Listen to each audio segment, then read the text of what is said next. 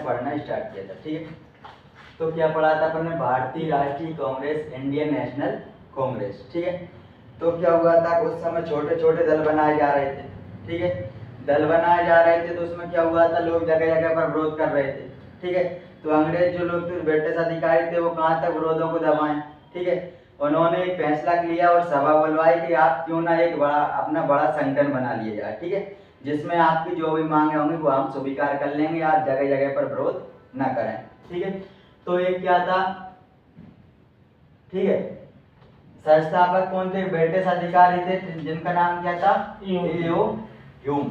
ठीक है, एओ ह्यूम ने एक सभा बुलाई और जिसमें अपने अध्यक्ष के नेतृत्व के रूप में कहा कि आप एक सभा बनाइए जो सभी छोटी छोटी सभाओं को मिलाकर एक बड़ी सभा बनाइए जिसमें सभी लोगों की मांगे हम स्वीकार कर लेंगे। ठीक है, अब ये अंग्रेज ने बनाई थी। ठीक है, तो अब कितनी स्थापना कब हुई थी इसकी, 28 दिसंबर 1885 में। ठीक है, 72 प्रतिनिधियों ने इसमें भाग लिया था, भारत के 72 लोग इसमें भाग लेने गए थे, छोटे छोटे जो कमेटियां थी उनके सदस्य थे ये पूरे। ठीक है, स्थान कहाँ था, गोकुलदास तेजपाल संस्कृत कॉलेज में ये सभा बुलाई गई थी। ठीक है, अब इसके अध्यक्ष कौन बनाए गए थे, प्रथम अध्यक्ष कौन थे इसके,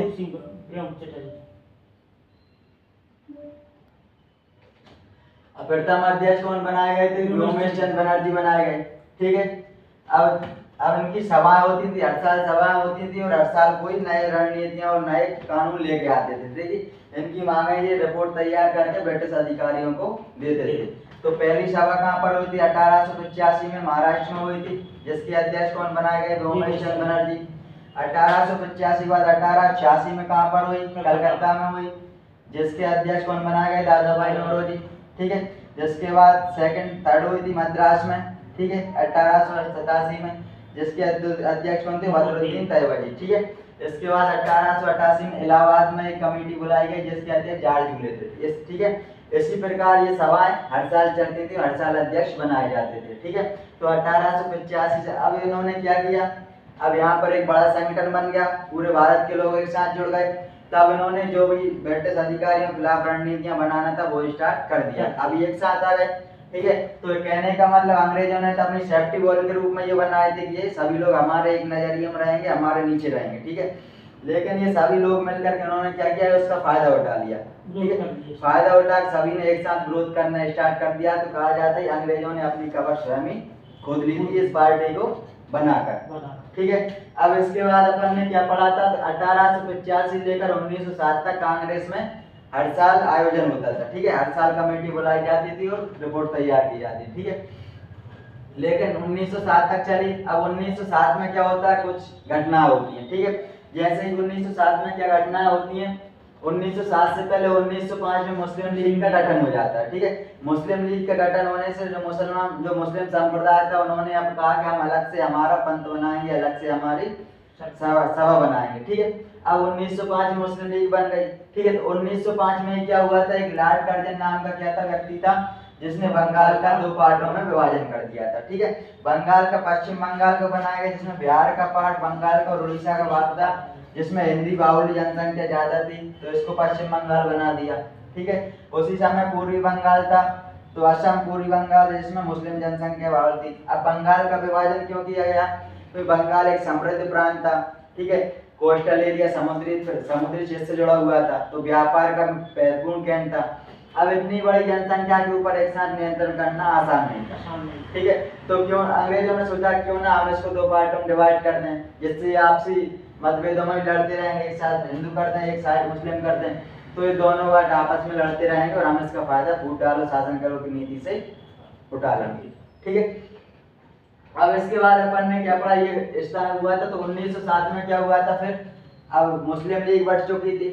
ठीक है, बंगाल का विभाजन हो चुका था, तो अब यहाँ पर जिनकी कमेटी में मतभेद हो गए थे। ठीक है, 1907 में कांग्रेस का ही विभाजन हो गया, कांग्रेस कितने 2 पार्टों में डिवाइड हो गई। ठीक है, 2 पार्टों में डिवाइड हुई तो एक गरम दल बनाया गया।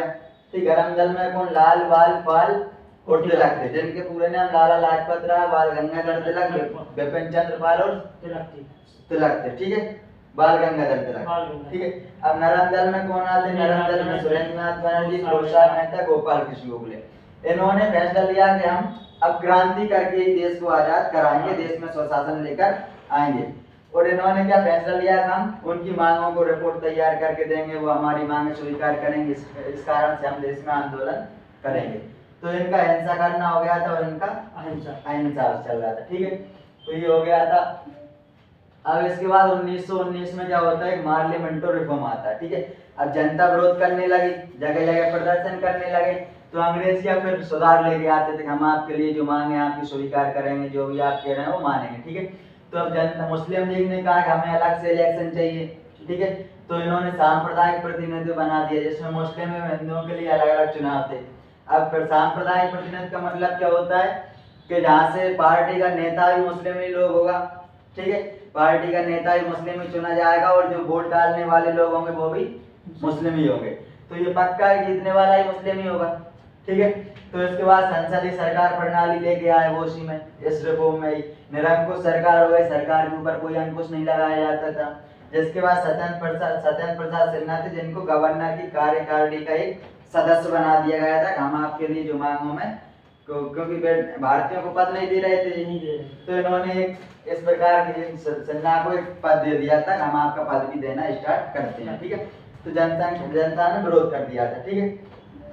अब इसके बाद क्या होता है, हार्डिंग बम कांड होता है, ठीक है। इससे पहले एक घटना होती है 1912 में दिल्ली दरबार लगाया जाता है, ठीक है। दिल्ली दरबार में क्या होता है, ब्रिटेन का राजा होता है जॉर्ज पंचम और उसकी रानी, दोनों भारत घूमने के लिए आते हैं दिल्ली में, ठीक है।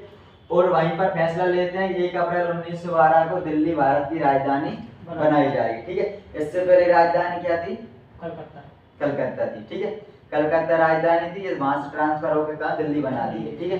अब दिल्ली में क्या होता है 1912 में लॉर्ड हार्डिंग पर एक बम कांड की घटना होती है, जिसमें, ठीक है, रासबिहारी बोस नाम के एक सैनिक होते हैं, ठीक है, जो बम बनाने की योजना, बम फेंकने की योजना बनाते हैं, और बम फेंकने का उद्देश्य किसी की हत्या करना ना था, सिर्फ अपनी आवाज ब्रिटिश लोगों तक पहुंचाना था, ठीक है।